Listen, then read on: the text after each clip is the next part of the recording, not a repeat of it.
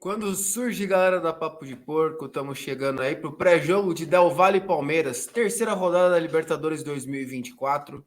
Um jogo muito importante rumo à nossa classificação para a segunda fase. O Palmeiras vai ter um adversário conhecido como Mata Gigantes, é um time que tem a sua casa como realmente uma fortaleza, um time que se usa muito das valências que a altitude permite para um time como o Del Valle, que é um time de trocação de passes, é um time que gosta de jogar muito com uma construção próxima, com posse de bola, time que tem uma posse de bola de praticamente 70% em jogos de competições internacionais, é um time que gosta realmente de fazer o adversário se cansar com muita aproximação, com toques rápidos. Agora teve uma mudança de treinador, é treinado pelo nosso querido Javier Gandolfi, que é um argentino, chegou no começo dessa temporada, fez uma boa campanha também ano passado no futebol argentino, acabando vice-campeão, e vem para o Independiente Del Valle para continuar essa progressão que o Del Valle está tendo nos últimos anos. É um time que, como o Palmeiras hoje, trabalha muito forte nas suas canteiras, na sua criação, revelou diversos jogadores que hoje jogam, principalmente na Premier League, tem vários jogadores aí, como o Caicedo, que joga no Chelsea, Stupinhan, que joga no Brighton, tem muitos jogadores ali que estão brilhando no futebol europeu, que tem esse começo de carreira e a participação sendo iniciada no Independiente Del Valle.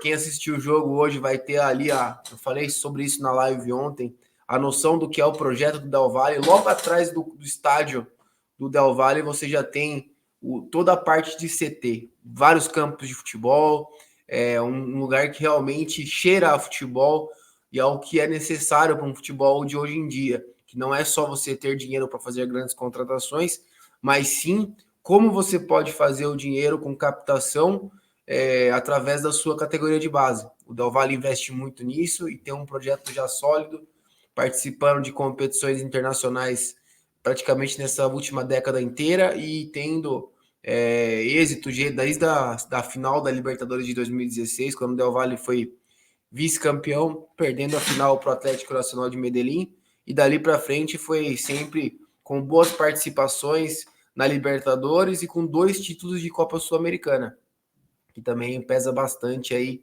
nesse projeto aí que o Del Valle está tendo e nesse sucesso. Falando um pouquinho mais pelo lado agora dos grandes destaques do Del Valle, o Del Valle tem também algumas participações de jogadores que nós conhecemos aqui no futebol brasileiro, o Carabarral, que jogou no Santos, o próprio Sornosa, que passou por Fluminense e por Corinthians, e tem como destaque 2 jogadores que tem muito a ver com essa filosofia do Del Valle. O primeiro é o Michael Rochos, que é um jogador de 32 anos, ele nasceu nos Estados Unidos, mas tem uma ascendência tanto argentina quanto equatoriana.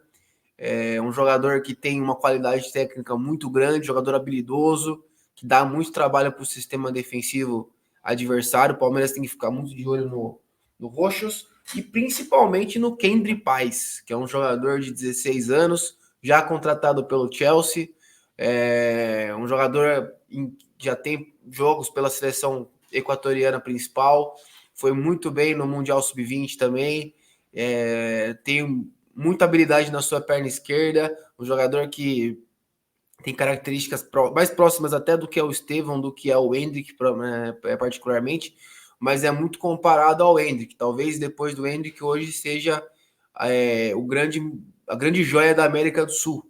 Na atualidade, o Estevão ainda está crescendo, ainda está nesse processo de amadurecimento, mas o Kendry Paz ali está num nível já acima, fazendo grandes jogos, mostrando sua capacidade não só no Campeonato Equatoriano, mas também agora na Libertadores, fez 2 bons jogos nesse começo de campanha do Independiente Del Valle, e vai causar dificuldade sim para o Palmeiras. A gente tem que se lembrar que o Mata Gigantes ele teve êxito contra vários dos grandes times da América do Sul, por exemplo, o Flamengo, São Paulo, o próprio Corinthians também perdeu, jogaram no Equador.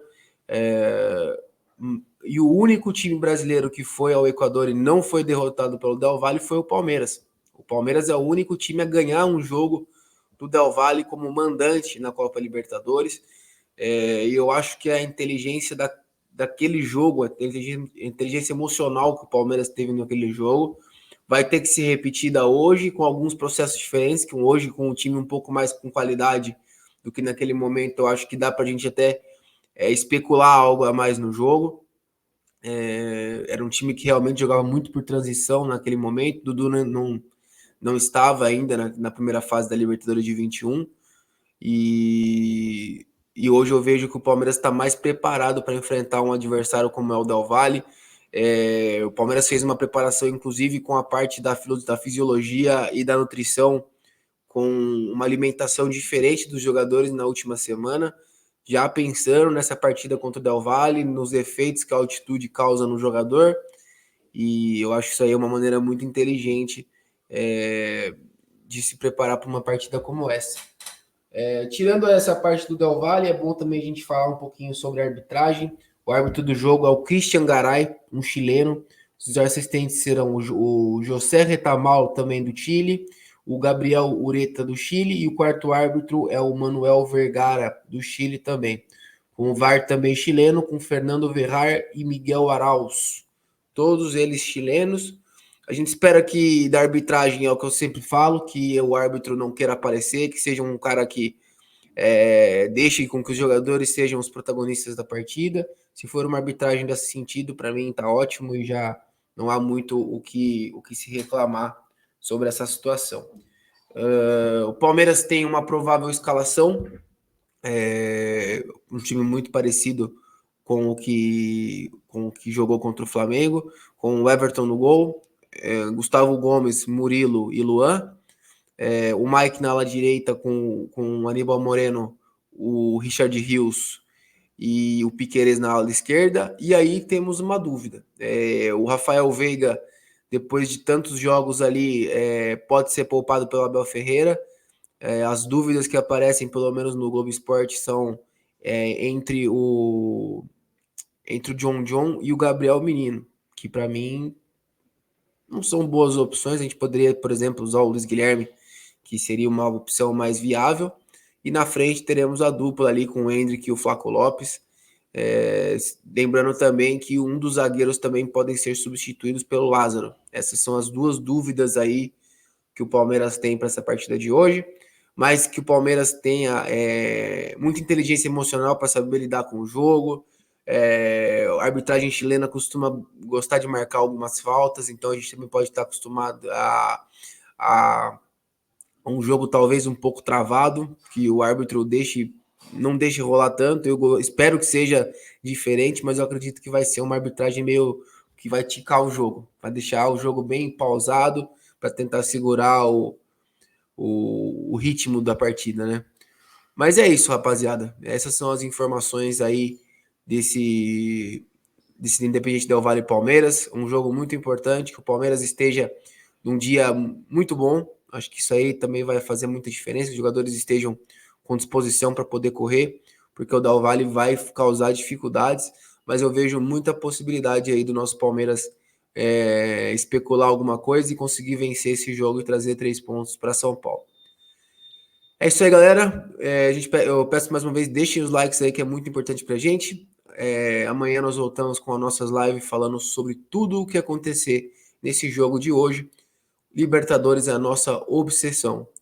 Sangue e suor, avante palestra. Fui!